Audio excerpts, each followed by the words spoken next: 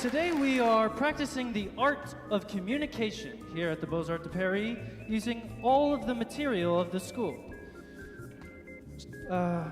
Okay. Everyone with an instrument, Vinya. One at a time, one at a time, one at a time. What's your name? Elias. Bienvenue, Elias. What's your instrument? Trombone. All right, let's stand you right here. All right, up next. Nice. What's your name? Grace. All right, we got Grace on the Sousaphone. sousaphone. All right. And you're, let's get in. Okay, we got a camera right here. Camera right, put me in the, okay. Midi. MIDI. And you're playing the? Trumpet. The trumpet. MIDI on the trumpet, ladies and gentlemen. And on the drums. Franco.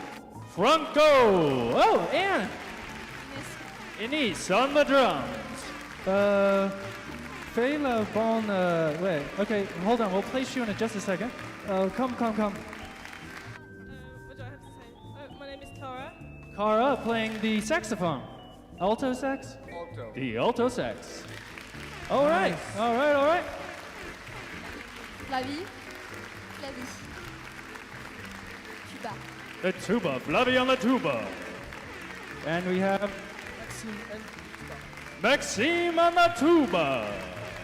And on the trumpet? Very cool. Eddie. You have Ellie on the trumpet. And on the trombone again, Emile. Wow. All right, everybody.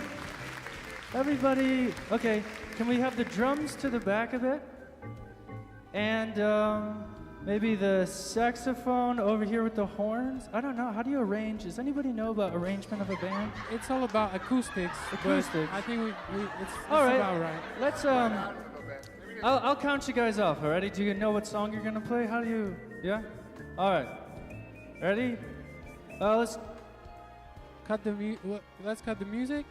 All right, folks. And we should start. Cut to camera 1, 2, 3. The wide. Let's cut to the wide. Oh, it's getting hot in here. This is exciting. You guys are doing great today. Thank you so much for your participation. Seriously, not only your participation in the art of communication today, but in your participation for giving the taxpayer the most for their money. All right? Because when you smoke cigarettes and when you drink wine here in France, that money goes to the state. And we need to make sure that that money is being well spent. And that is on education and resource for the future architects of the world. Let's give a hands up for the future architects of the world. All right. Big up. And 1, 2. 1, 2, 3, 4, and.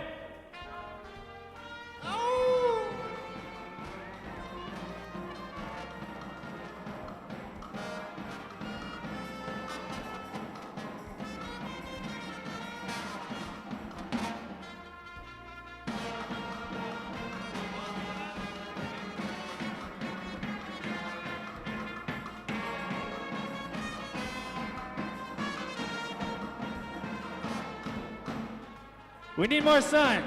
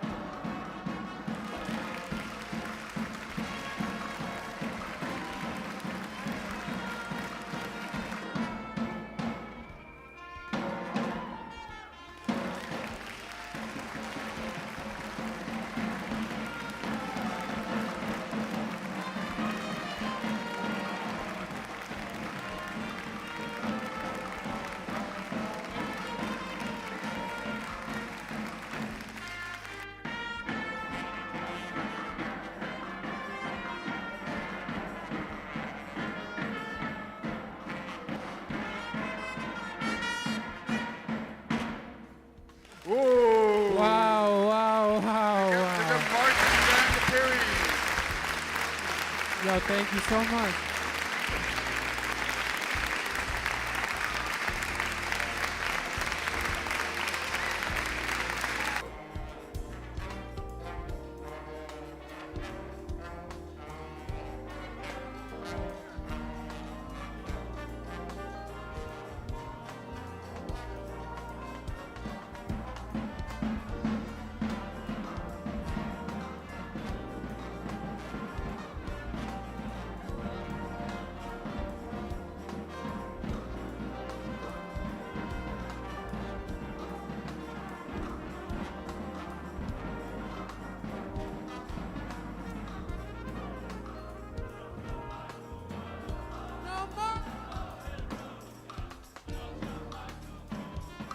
What'd he say?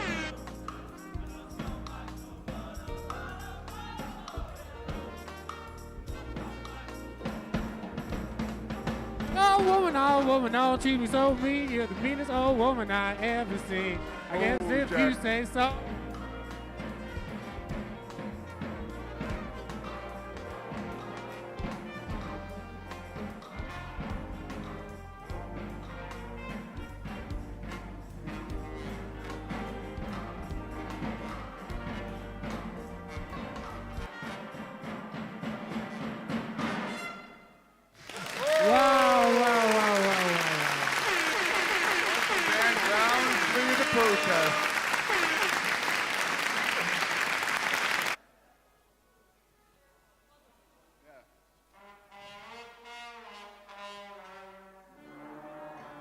Yo!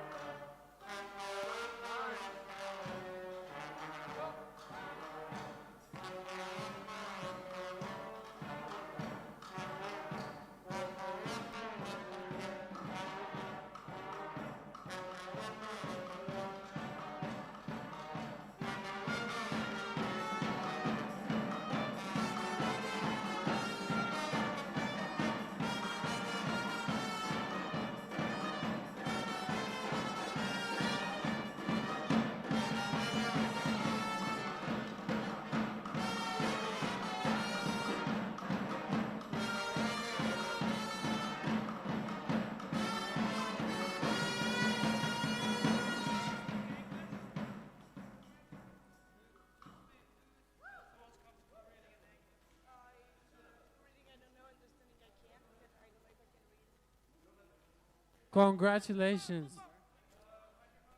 Microphone. I'd like to ask some of our musicians here to accompany a reader. If we have anyone in our audience that feels comfortable reading text written by, the title is The Architecture of the École des Beaux-Arts. They are essays by Richard Chaffee, Arthur Drexel, Neil Levine, David Van Zanten, and they're written in English, actually. They were given to me by Pascal of the Malachi.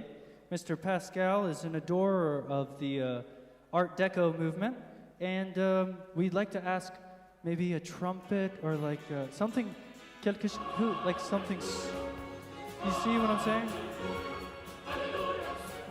Quelque chose très. Just softer so we can read to. Right? Who likes to read English? English, anybody? Anybody want to read some text in English about the École des Beaux-Arts? Anyone? I can read it. Macron? Macron? No, ça va, ça va. Okay. Let's just take a break. Whew, that's actually one more number from the fanfare. One more. Oh, get your hands together for the fanfare of the arcci. Congratulations! Keep up the good work. And maybe go outside and play some more, right? Yeah, thank you so much.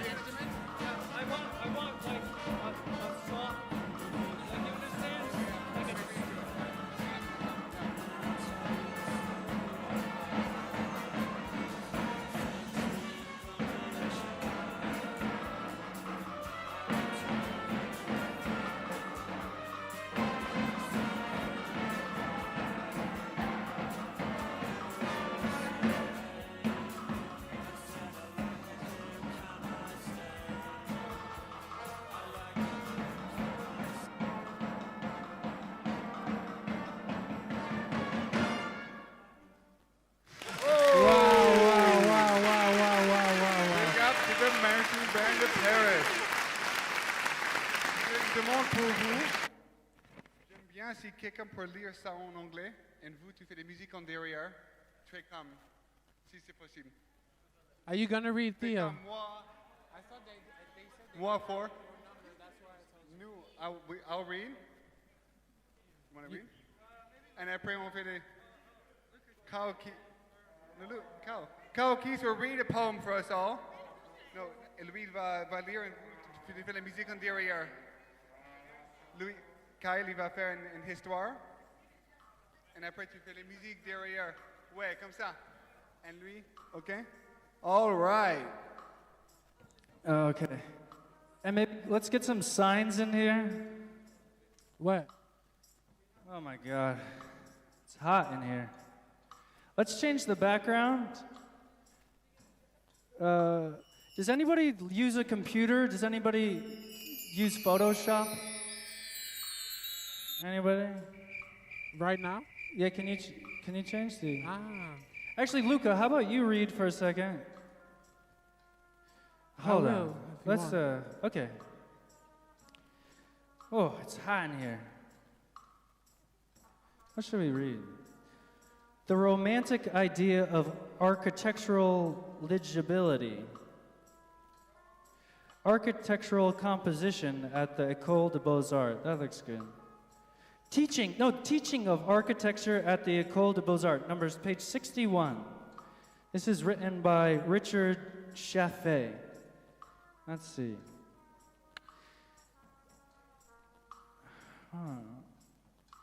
Beautiful, beautiful. Beau.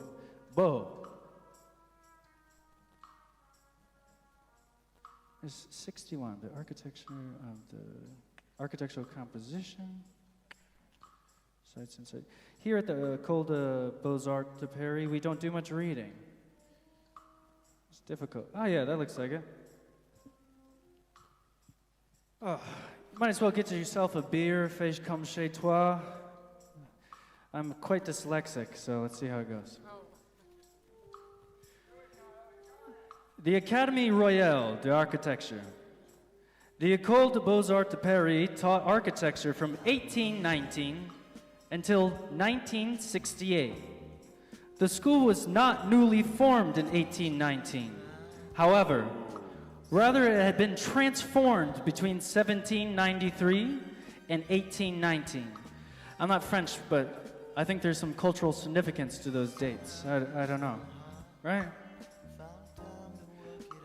From the schools of the Académie Royale de Peinture et Sculpture and the Académie de Royale des Architectures, some of the arrangement of teaching architecture survived from the ancient regime.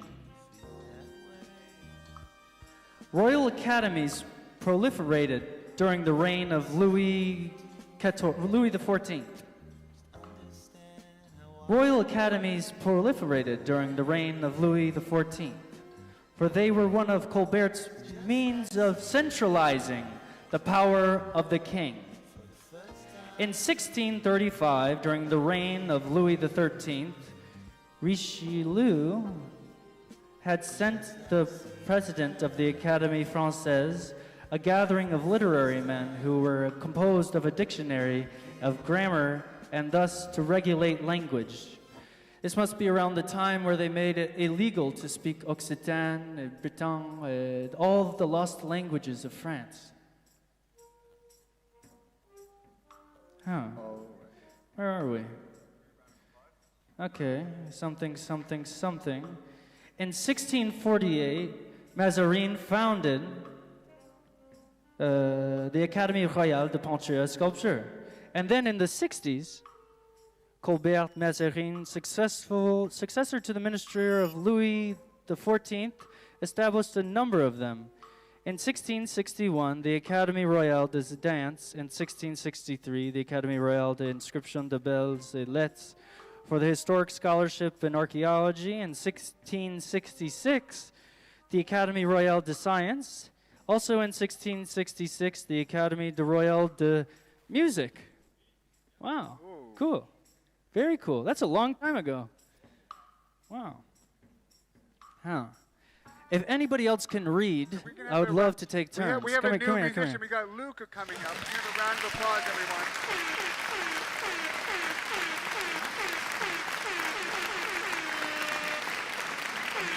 All right. Thank you, Kyle. All right, Luca. Thank you for leading. All right. So I pick up. Thank you for this sweet drum, bro. The purpose of this academy, like that of others, was study.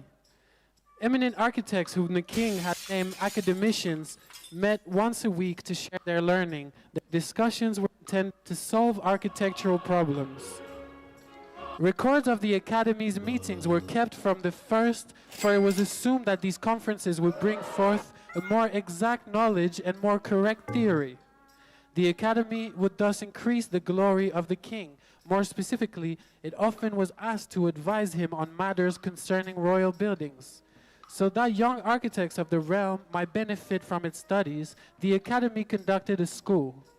Public lectures were given, initially 2 days a week, on theory of architecture by François Blondel, the first professor and director of the Academy, and also on arithmetic, geometry, mechanics, military architecture, fortifications, perspective, and stone cutting.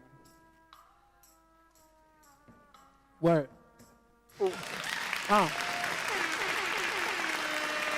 By 1717, the lectures had become a course lasting 2 or 3 years, with the session from November to September. A single professor gave two 2-hour lessons a week, the first on practical geometry, the second on the different notions, rules, and practices of architecture. In all, a course on the principles of architecture and the knowledge needed for its practice. The lectures were public, but the title of élève was reserved for a limited number of students. Swag. Swag. Shouts out to the student Swag. body. Big up. Swag. Big up, big up, big up, big up. Yo, we look at, all right. Would you like to learn more about the School of Architecture? Yeah. I'm super interested. Me You know, too. I always wanted to introduce myself to like the woman I love's father as an architect. Absolutely, I Like, agree. hey, sir, what do you do? I'm an architect because I'm an artist, but I also make things. But I'm Absolutely. also an engineer, but I make things. But I think about things. I'm an artist. I'm an architect. I'm an Absolutely. artist. You know- You're artists, and you work with the hands. And it's important to have the opportunity We love you. to work with your hands. For anyone not playing, if you feel like sitting down on the outside, it's okay. It's okay. I actually Fais have comme chez a toi. personal anecdote, very strong Get story you- about En fait, architecture. Voulez-vous aller avec moi? You know, vous êtes de Malaquais, c'est ça? Ah non, okay. Ah, okay. You know, because my mother, who was a teacher here 20 years ago, she actually studied architecture in Malaquais. And so I'm a dropout of school, but we talk a lot often about architecture and the importance of its studies for the well-being of civilization and how it shapes your mind into something beautiful. My girlfriend's dad is also an architect, and we love each other. He talks often about the similarities between architecture and music, how our processes are very similar, and how we have to work very long hours too. Getting back to it. The Academy of Architecture and the Academy of Painting and Sculpture offered Poland a means of attacking the medieval guilds, which were not under direct royal control. The academies attracted architects, painters, and sculptors by elevating these men in the hierarchy of society, from the rank of craftsmen to that of philosophers. The word academy suggests the great philosophers of antiquity, Plato, as well as the academies of the Italian Renaissance with their humanist learning. Transplanted, as it were, from Italy, academies took root in France and thrived, but they did not entirely replace the medieval guilds. Academicians continued to have apprentices to whom they taught their arts. An elève of the Academy of Architecture learned to design not there, but in the workshop, the atelier of his master. Among the changes the Renaissance had brought about, the workshop was no longer a construction site, the chantier, but had become a studio, an atelier. Accordingly, drawing became the first skill for the student of architecture to learn. Very interesting. The student's drawing board was in the atelier, not at the Academy's école. At the Academy, his lessons were mostly lectures. What was taught there was material, communicable in words. Words. Words. Words. The academic doctrine was in the 20th century terminology rationalist. It was characterized by a complete trust, to use a more 18th century word, reason. And at least at the first, Academy's trust was so complete as to make reason a 17th century absolute. The Academy sought to evolve unrehearsed principles of architecture. It took for granted that it could do this and assumed that making these principles would be a reasonable activity and that the principles themselves would be likewise reasonable. The Academy assumed that formulating these principles was the way to make architecture perfect. For instance, if there could be a rule of proportion, it would result in perfect beauty. Absolutely. Perfect beauty. Perfect beauty. Hear it. We are perfect beauty, you know? Every human being grows according to the golden ratio. Your face is all golden ratioed up, so don't ever touch it. Don't go to the surgeon. Perfect beauty.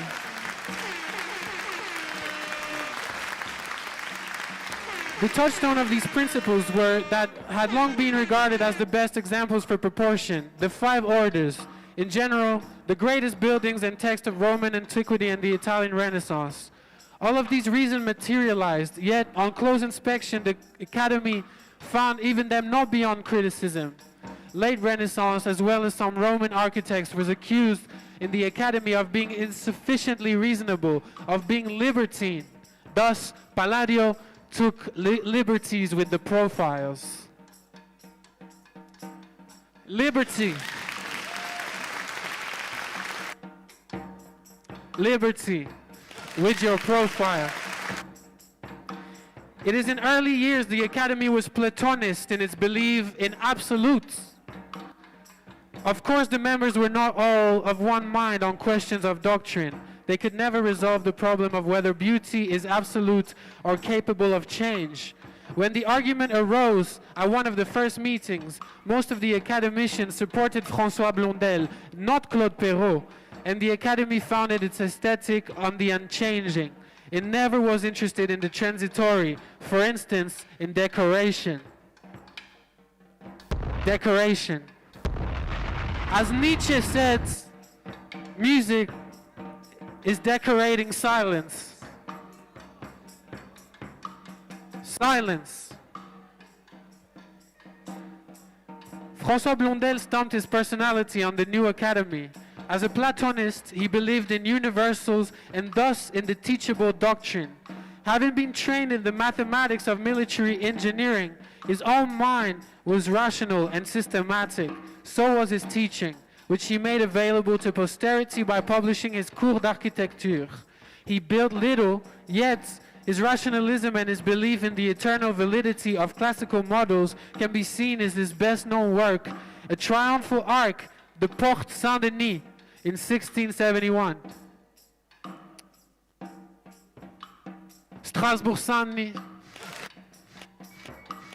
Strasbourg Saint-Denis. Yeah. All right.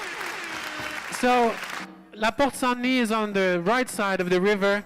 Right now, we're on the left side of the river. We are in Saint-Germain-des-Prés, you know? An area that gets a lot of bad rap today, but was actually the birthplace of French jazz and was actually a haven for black American jazz players who were refused a lot of musical privileges back in America, such as hiring string instruments and hiring orchestras. You know, so Quincy Jones, Miles Davis, everyone came to this neighborhood, cohabitating with Serge Gainsbourg, Juliette Greco, all the figures of this time, you know. We're here right now, and we're asking for honor. We're asking for, you know, proper credit, proper continuing of this lineage of great culture.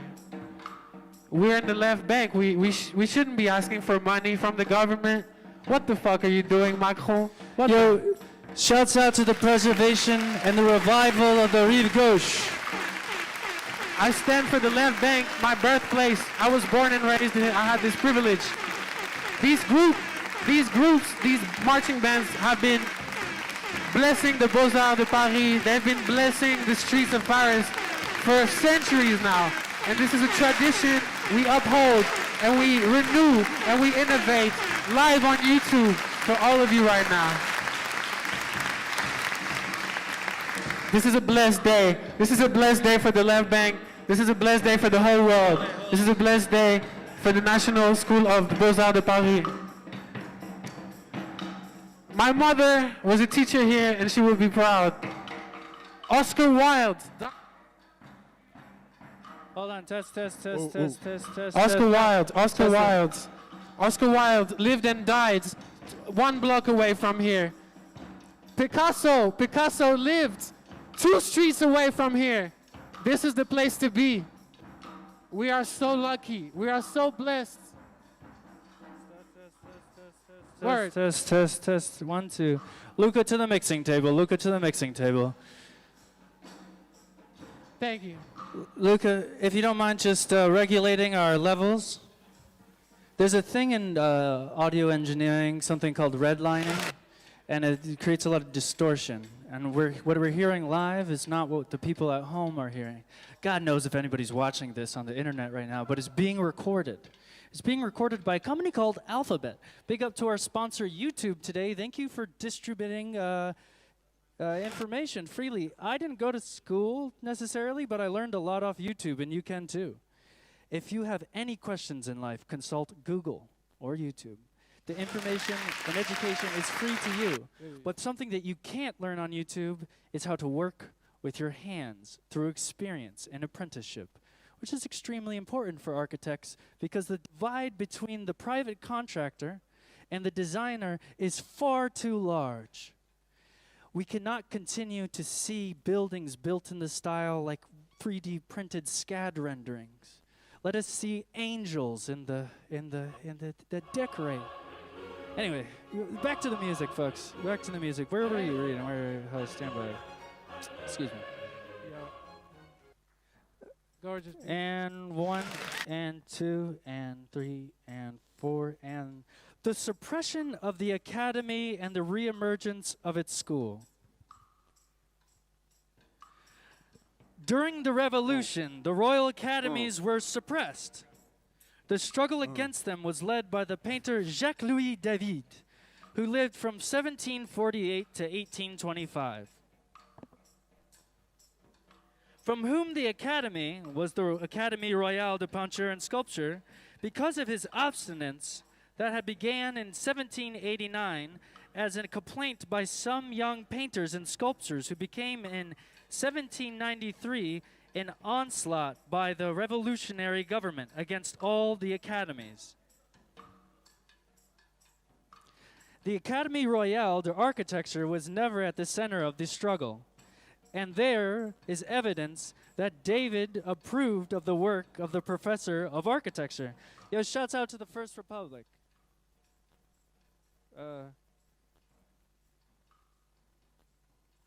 The Academy tradition was no longer... Oh, wait, yeah, turn it up on the speakers. On the speakers, yeah. No. Oh, how are we doing online? All right. Ladies and gentlemen, this is an impromptu broadcast. Does anybody read English? Yeah, she does. Oh, yeah, yeah, yeah. Oh, come on, come on, come on, come on. Don't be shy. I swear. You can read it from here. You don't have to be on. You don't. Yes. But I can't read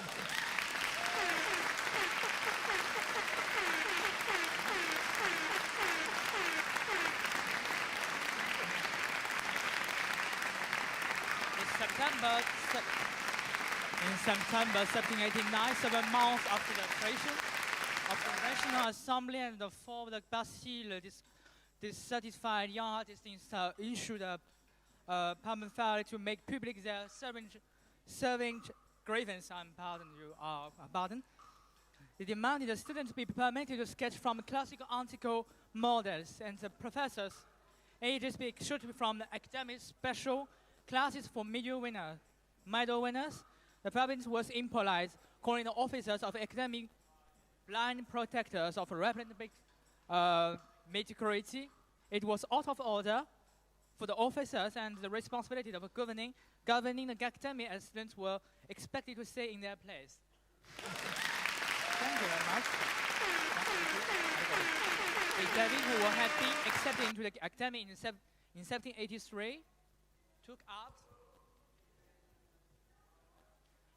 the course of the malcontents after several months of public quarreling, which reached a climax on February 25. Okay.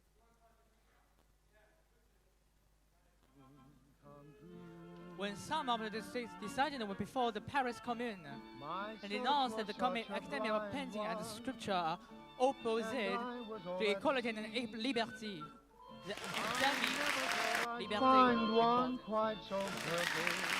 Academy Prize on March 6, it named David to commission to reform the statutes. Talk of reform was in the air of the mouth. Okay. In an address to the National Assembly, Henri Villers, the Director General des Bâtiments, invited the Royal Academy of Architecture to inspect its statute with an eye for reform. On April 27, 1719, 7 months after the agitation in the Academy of Painting and Sculpture had begun, students of the Academy of Architecture made a demand the right to present at the academic meetings, especially those in which academic judge, student work, and conferred prize, and changed in the rules of the competition for the praise to Rome. On June 14, the Academy of Architecture decided to begin reviewing the statutes. Alors, David, meanwhile, was showing that he was not at all pessimistic, comprised of the Academy of Painting and Sculpture. At once, he made more demands, and on June 28, 1719, he had a delegation to the complete in the National Assembly. The Assembly ordered the Academy to receive the statutes of the Academy's Secrétaire perpetuel, published the defense of existing rules. And on September 21, this artist proposed to the National Assembly statutes of Academy Central to peinture, sculpture, gravure, and architecture. This proposal seemed to David not enough of a break with tradition, and showing himself to be more radical than those whose cause he had been championing, he had set off on his own and created an organization to run the Royal Academy of Painting and Sculpture, the Commune des Arts. On September 29, in this first meeting, the Commune des Arts demanded that the National Assembly divide the Royal Academy of Painting and Sculpture. On February 14, 1791, the Royal Academy of Architecture delivered the review of its statute began the preceding June. At the same time,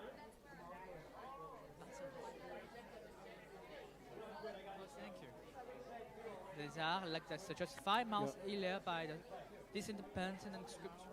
So this is all classic thing and spirit of modern here. Revolutionary is not the revolutionary of today's. Jacquemin's right the Jacquemin's, left the communists, but communists are right in the age of revolution. We can't see who is revolution right now. During the 1791, the crowd seemed to be subsiding in a literary dispute with the secrétaire perpétuel of the Academy and the painting and sculpture published the second and third defense of his Academy. And Gartim de Council argued into books against the traditional way of technique design.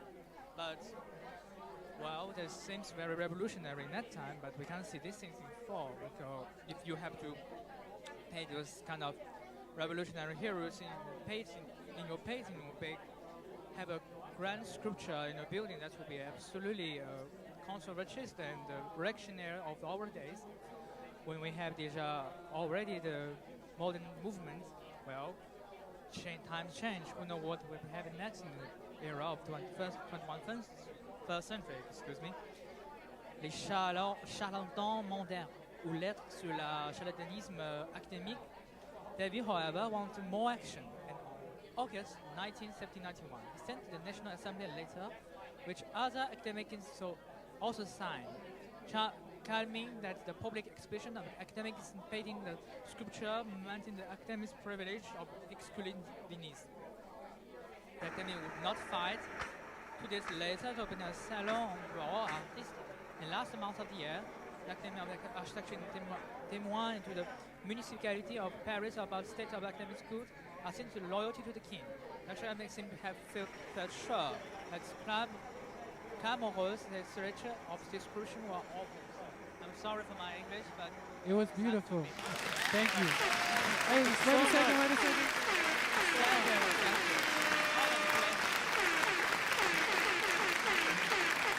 Tell us your name again. The Chinese name of how do you say Chinese? Yes. My name is Liu Enyu. Thank you. Thank you so much. I'd like to take a Yo, moment shouts to say, out. Shouts out to the architects of the future. Amen. Yo, you were a fine dresser, man. Thank you for that.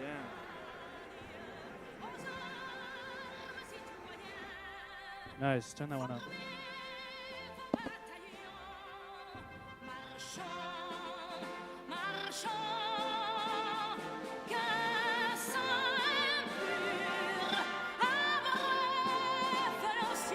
Ladies and gentlemen, to arms.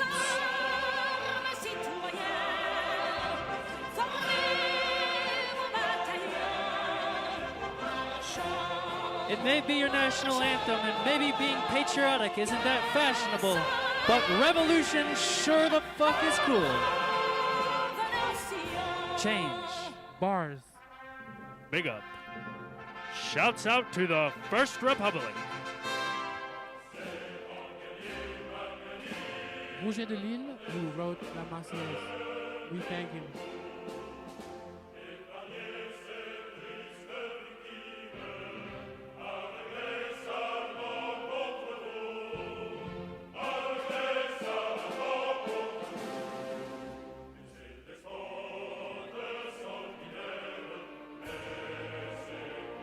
All right.